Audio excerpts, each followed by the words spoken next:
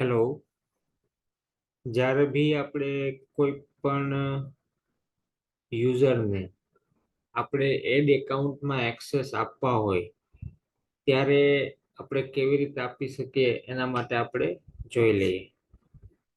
જે આપણા ફ્રેન્ડ છે, આપણા ફેસબુકની અંદર ફ્રેન્ડ છે, હવે એડ એકાઉન્ટ્સ આપવાનું રીઝન શું છે કે કોઈ પણ યુઝરને આપણા ફેસબુક પેજમાં એડ મેનેજ એટલે કે એડ કેમ્પેન રિવ્યુ કરવા માટે અથવા એડ કેમ્પેન ક્રિએટ કરવા માટે આપણે એમને આપતા હોઈએ છીએ.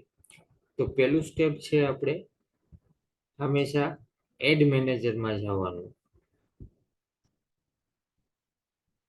પહેલું સ્ટેપ facebook.com આપણે ઓપન કર્યું. પછી કોઈ પણ પેજમાં સપોઝ આપણે એડ મેનેજરમાં ગયા.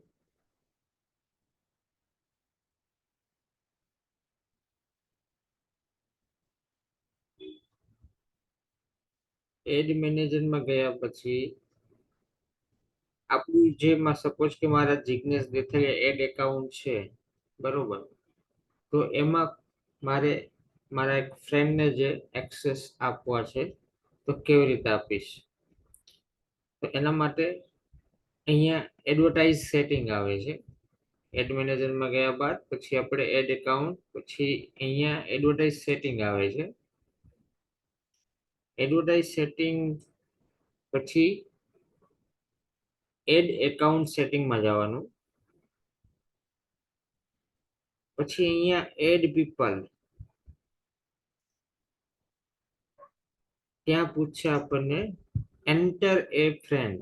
સપોઝ મારામાં જિગ્નેશ અંટાળા કરીને છે તો મારે એમને એક્સેસ આપવા છે મારા એડ એકાઉન્ટમાં. જે એડ એકાઉન્ટ કયું છે? મારું જિગ્નેશ દેથલિયા. જે હું એડ માટે એડ કેમ્પેન માટે હું એ એડ એકાઉન્ટ યુઝ કરું છું અને આ એડ એકાઉન્ટ આઈડી છે.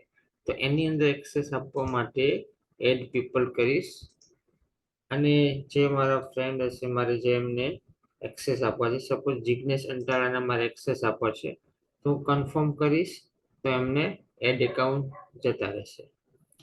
આઈ હોપ કે તમને એડ એકાઉન્ટમાં કોઈને કેમ્પેન ક્રિએટ કરવા માટે એક્સેસ આપવા માટે કેવી રીતે પ્રોસેસ કરવી એ ખ્યાલ આવી ગયો હશે. તો આ વિડીયો વધુમાં વધુ શેર કરવા વિનંતી. Thank you so much.